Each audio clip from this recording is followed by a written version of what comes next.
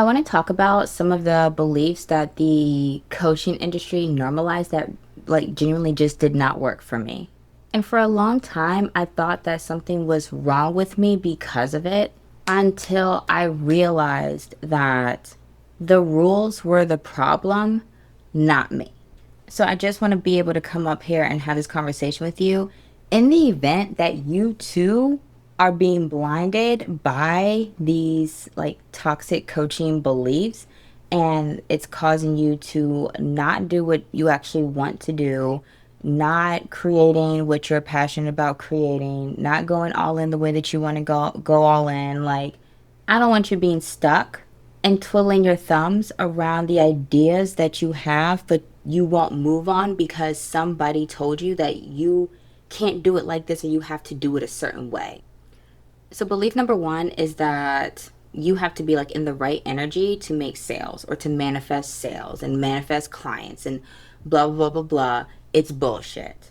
I want to take you back to the time when I was homeless. And back then, people weren't really people were doing discovery calls, but people would try to set like a call, and then they would do the bait and switch at the end and try to pitch you instead of how you kind of see it now today, where people do kind of give the disclaimer hey, this is the purpose of this call. If I feel like we're a right fit to work together, I'll mention it. They weren't doing that back then. Okay, they weren't doing that back then. You just got on the call and it was surprise, bitch, by my thing. So I'm on this call, and homegirl it's nice. Wish I could buy her thing, but I can't even buy food. So I tell her this, and you know what she told me? Do you know what she told me? She told me that I was never going to be able to make sales until I fixed my mindset. Now, aside from that pissing me all the way off because who do you think you are? But two, according to whom? Who says? Who says, right? I didn't even know what she meant by that at the time, but I was taken aback and I didn't ask her. I didn't know what mindset work was, right? That it's something that essentially we all do, but we just didn't have a name for it, right? So I was unfamiliar to it. And just a few short months later, I ended up making sales and I was able to really start getting myself together. Didn't spiral going into, well, let me figure out what mindset work is and how to do it. So I did no. I need to eat. I need a bed to sleep in. Okay, so no, it does not matter. It doesn't matter because I can even remember one time I was so hungry. I was so hungry that when I was going to bed, I prayed. I prayed and I said, God, please let somebody buy my workbook, because I was selling a workbook at the time for $24.99. Woke up the next morning, right? I woke up the next morning and a sale came through while I was sleeping, and I was in desperation, anxiety, fear, all of the disempowering emotions, and yet still, right, was able to sell. So it doesn't that has no bearing on your ability, really, truly, and honestly, to sell your stuff. I mean, you think about it, these big marketing agencies that work with these, Fortune 500 companies and stuff, do you think they're marketing people they have a rule that you have to show up high vibe when you come to work prepared to pitch or ideate and things like that? No, it's just are we getting the job done? Is it effective? Is it working? Are we selling? We're selling. Good. So belief number two is that you need to invest at the level at which you are selling. And child, can we just keep it 100? I feel a lot of the times the people who are saying that want you to buy their thing because according to whom? According if you're not new here, you already know according to whom, right? Um, Results don't come from matching price points. So remember when I was telling you that I was homeless? Well, what helped was me selling intensives. And I remember selling my first intensive. It was 3 hours with me for $397, right? And at that time, I very obviously had never invested at that price point, like ever. Couldn't. It was impossible. And yet, not only did I sell that intensive, I sold that intensive a number of times, right? But also inversely, like when things were going good for me, I'm now, doing well, back on my feet, all the things. I booked my first 4-figure per month client, and I myself had yet to invest 4 figures a month into coaching. So, it's not true. It's not true. Like, my price is my price is my price. Your price is your price is your price. And at the end of the day, that has nothing to do with, you know, you being able to sell that because of how much you've invested in the past. Like, do I believe that you should invest in yourself? Yeah, in some ways. I feel like that's also going to look different for each person. Everybody don't need the same things, right? Some people really do need to invest to help with their belief systems, their confidence, being able to show up consistently or whatever the case may be. Some people need to just be investing in things that are going to help them grow their skill sets, right? Like, it's going to look different for everybody.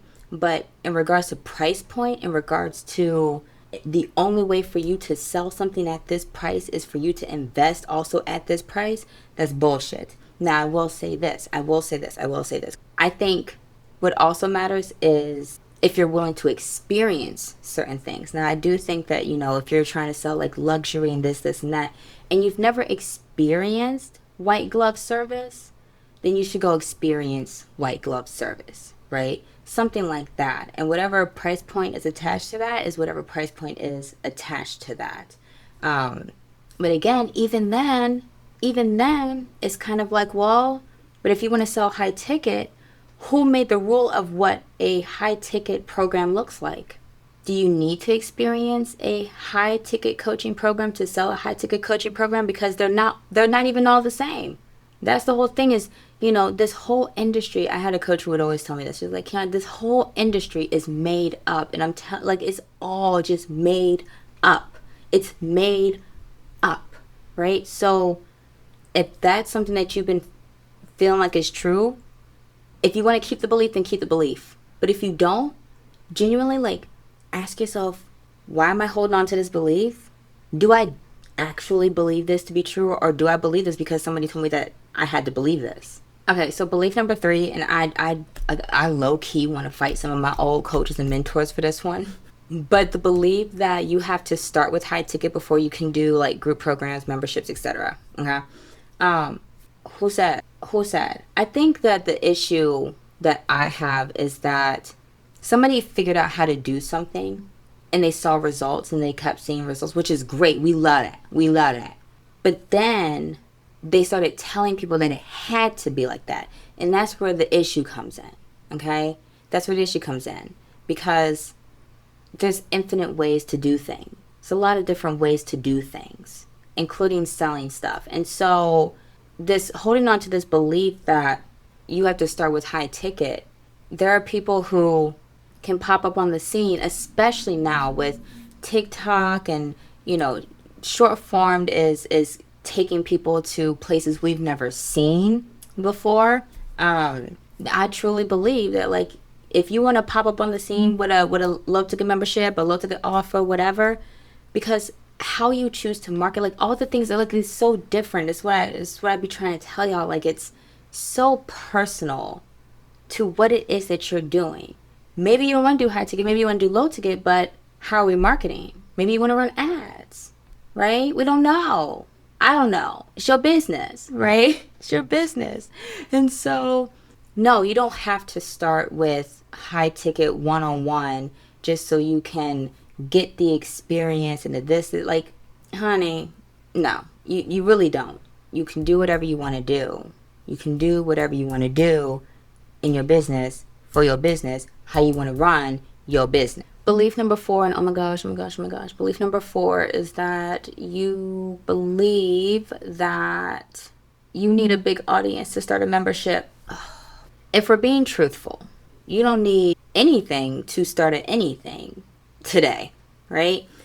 Because again, who's to say that you start your membership today and it takes off on Threads and goes viral, and then now you got 20 people in your membership. We don't know.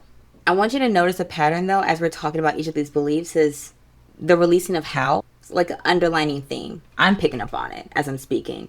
It's like a releasing of the how. We always talk about, when people say like, "Don't worry about the how, don't worry about the how." This is what we mean, because it's just a matter of like you showing up and you do what you got to do, and you let God work out the rest. Let God and the angels work out the rest, honey. Your angels congregating with somebody else's angels to bring that person over to your sales page so they could check it. Like, we don't, okay? But nonetheless, I've been told this, and I started my membership anyways because I do it at long. Because I do it at one. And I'm not gonna lie, I did have to kind of, sit with myself for a minute and work through whatever was coming up for me, because I had been told, don't do it. Don't do it. Don't do it. But you know what? I did it anyways, and I'm so happy. Like, I'm so happy I did it. I have so many good things coming. But nonetheless, yes, because I've been there, and I've seen people sit in a room of other people looking to them for guidance, coaching, support, all of that, and say, don't start a membership. And those other people, I don't know what they were thinking, but I know for me, I'm looking around, I'm like, oh my gosh, like, what if some of these people really did want to start a membership, though? Like, who is to say that it is hard to start a membership? Maybe the people who are saying it just sucked at doing membership stuff because they're used to the more lazy way of doing something with high tick. Don't get me started. Don't get me started, because I might start. This video can get real shady real quick. The point being is, if you want to do it, if you want to start your membership, like, do it, and know that there's going to be a learning curve. Know that there's still going to be lessons to be learned along the way. That you might be really hopeful in the beginning, and you might hear some crickets, and you have to decide, is this worth continuing onward for? Decide if you're willing to truly lock in for the long haul. Like, if you're not seeing it happen fast enough, if you're not getting that instant gratification and everything else like that, are you willing to still wake up every day and push forward and do what you got to do what you can do, until you are coming up gasping for air to be like, I can't do it no more. Okay, so the fifth belief, this one's gonna piss some people off. This is gonna piss some people off. Y'all gonna be okay. That you have to be like super niche. There was a time back in the day where that made sense, genuinely. Today, 2026, not so much. It's not so much about being like having this like super niche like business, but rather you being the niche, right? And we're seeing this more and more and more with creators. Again, I think that there's something to be said when you're listening to dinosaurs on the internet. And what I mean by this is, we have two different camps of dinosaurs, right? We have the dinosaurs like Gary Vee, who are just ancient in the online space. Let's be honest. No shade, just is what it is. But he's still innovating. He's still trying new things. He's still like open to things and seeing how, doing something different can work or not work. And then you have these other dinosaurs who figured something out and then got comfortable. They got really comfortable, so they don't do like new things, or they might like dabble, but it's not enough for them to change their strategy or what it is that they're doing. And so for those old dinosaurs that are still kind of like stuck in their ways, they're still like, oh, you need to pick a niche. You need to pick a niche. While I do understand like niching down, and that can be really helpful, at the same time, it was almost like turning you into a specialist for a certain person, right? You don't really have to do that anymore. You really don't. And you know what's interesting is, when I started doing my 100 videos in 100 days challenge, right? I came on here in a different video and I said, listen, I don't want to be just known as the YouTube girl anymore. It's been 8-9 years of that. There's so much more to me. I have so much more to give, so much more to offer, so many more ways that I can, help people. And I want to do that, but encompassing it all within still a brand umbrella, so it makes sense, right? A few days ago, I made a video about like the best course and community platform, and that video is starting to take off. Okay. That video is starting to do really, really well. Okay. And I would have never made that video if I would have still been listening to people tell me, you need to be niche. Like, I don't want to be the YouTuber. I don't want to just be the YouTube girl. Like, yes, come to me for that. I got you. I got you. But coming in, it's like, there's more. But it's like surprise, but there's more, right? So you be the niche. You be the niche. And then encompass that within a brand. If you don't know how to do that, I actually have a GPT that'll help you create like your magnetic brand vision. It's really, really dope. And so that's inside of the Magnetic Visibility Circle Premium is a $7 membership. Well, $7 today. I don't know when you're watching this in the future, but today it's $7, right? For our founding members, because I love you.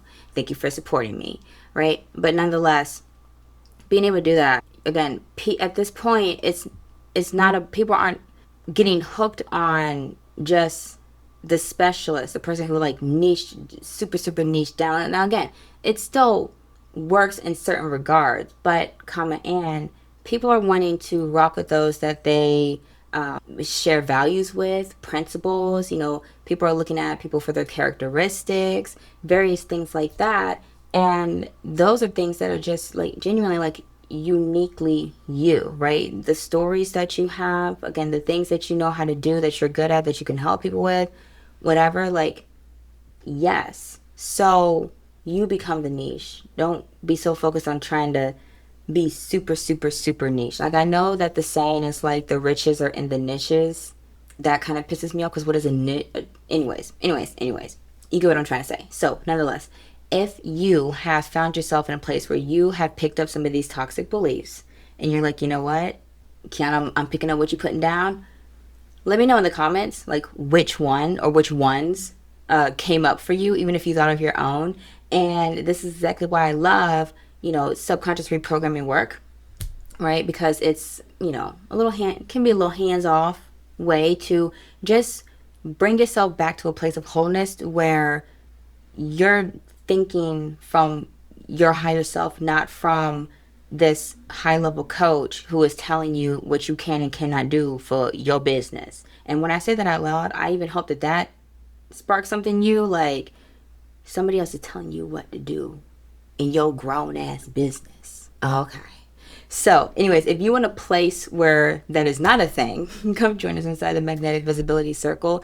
You can come hang out with us for free. Or if you want access to things like YouTube by Design, which is going to help you to create content for your YouTube channel, our live launch strategy, if you want to be able to launch a YouTube channel with a bang, additional resources and tools and everything like that, then you can come into Magnetic Visibility Circle Premium. And again, that is only $7 a month right now for our founding members. But nonetheless, like, I hope that this, if anything, illuminated some things for you, and that moving forward, when you start to feel like you can, or like when you feel like you can't do something or that you shouldn't do something when it comes to your business, that you at least stop yourself and you ask this question: according to whom? Okay? I love you so much. Thank you for being here. I appreciate you. Make sure that you're subscribed to the channel. Make sure that you give this video a thumbs up if you made it this far, because honey, if you made it this far, then obviously the conversation was juicy. Okay? And I'm going to see you inside of the Magnetic Visibility Circle.